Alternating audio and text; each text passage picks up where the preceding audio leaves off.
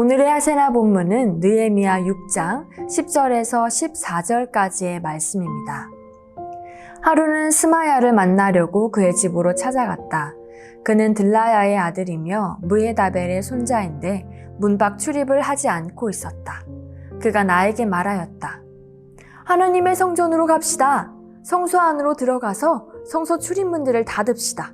자객들이 그대를 죽이러 올 것입니다. 그들이 밤에 와서 반드시 그대를 죽일 것입니다.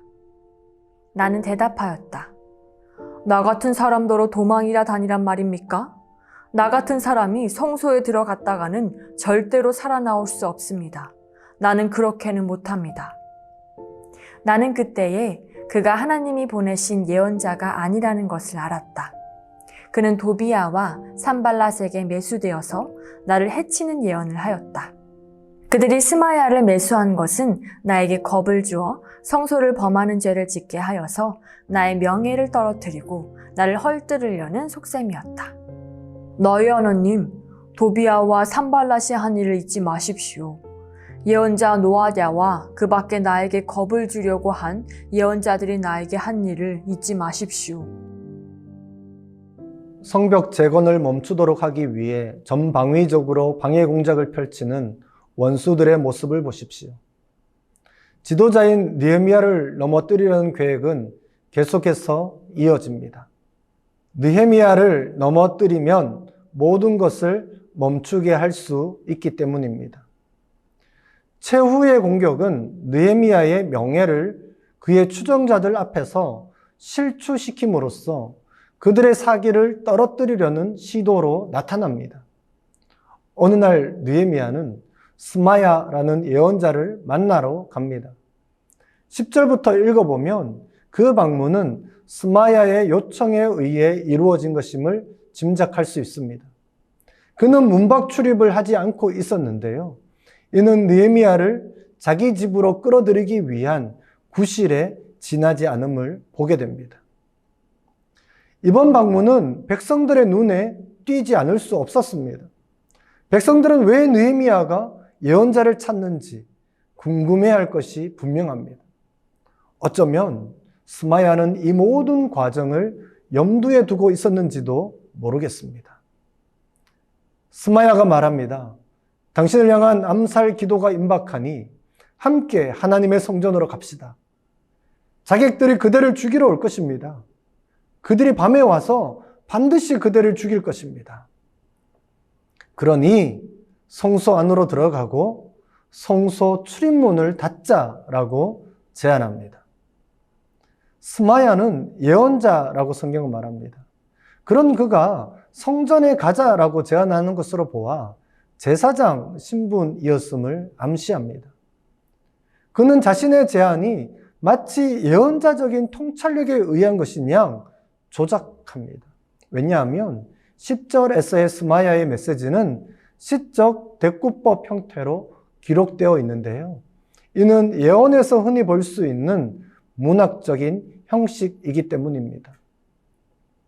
스마야가 이렇게 표현한 것은 자신의 예언이 하나님으로부터 온 것처럼 위장하고 속이기 위함이었습니다. 그러나 느헤미야는 그 경고를 무시합니다. 나 같은 사람더러 도망이나 다니란 말입니까? 만일 느헤미야가 두려움으로 인해 비겁하게 성소로 들어가 숨었다면 분명 이것이 백성들에게 알려질 것입니다. 그렇게 된다면 느헤미야의 리더십과 권위는 땅에 떨어질 뿐만 아니라 백성들마저 사기가 떨어지게 될 것입니다. 또한 백성들은 두려워하여서 아무것도 하지 못하게 될 것이 뻔합니다. 지도자가 도망가 숨어버리는데 그 어떤 백성이 앞장서서 일을 하겠습니까? 위기의 순간 지도자는 빛을 발하는 법입니다.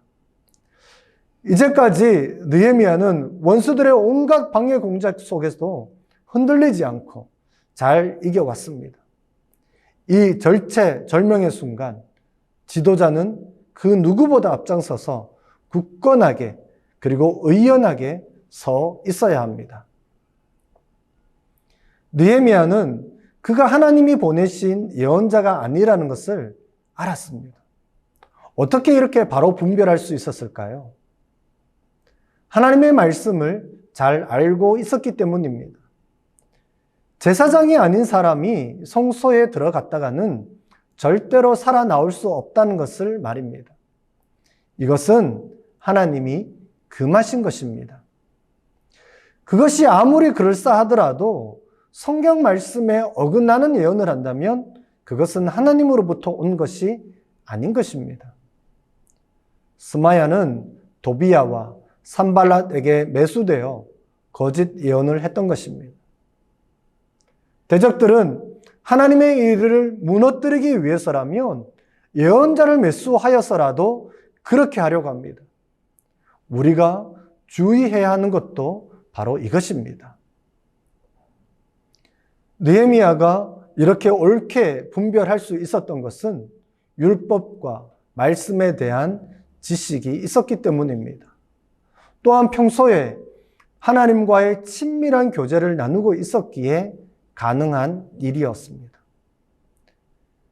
느헤미야서 전체를 살펴보면 끊임없이 하나님을 찾고 기도하며 순간순간 물으며 주님과 동행한 느헤미야를 만나볼 수 있을 것입니다. 도비야와 산발랏의 속셈은 명확합니다. 느헤미야에게 겁을 주어 성소를 범하는 죄를 짓게 하는 것입니다. 그래서 느헤미야의 명예를 떨어뜨리고 헐뜯으려는 속셈이었습니다. 느헤미야의 대적은 그들만이 아니었습니다. 또 다른 예언자 노아디아와 그 밖에도 느헤미야에게 겁을 주려고 한 예언자들이 있었습니다. 이런 일이 그저 우연히 일어나지 않았고 한두 번 일어난 것도 아니었습니다. 끈질기고 집요한 방해 공작이 있었던 것입니다. 우리가 평소 신앙생활을 할 때에도 말씀을 잘 분별하는 일이 필요하죠. 오늘날 유튜브를 통해서 수많은 설교와 메시지들이 넘쳐납니다. 하나님의 말씀을 이용하여 자신의 사적인 이득을 취하고자 하는 시도도 끊임없이 일어나고 있습니다. 이때 필요한 것이 바로 분별하는 것이죠. 그러려면 평소 하나님과 친밀하게 동행해야 하며 하나님의 말씀에 대한 바른 이해가 있어야 합니다. 그래야 거짓된 예언에 미혹되지 않고 말씀 앞에 바로 설 수 있는 것입니다. 느헤미야는 성전에 숨는 것을 선택하기보다는 오히려 하나님께 기도하는 것을 선택합니다. 도비야와 산발랏과 같은 대적자들에 대한 심판은 하나님에게 맡깁니다. 직접적으로 복수를 하지는 않습니다.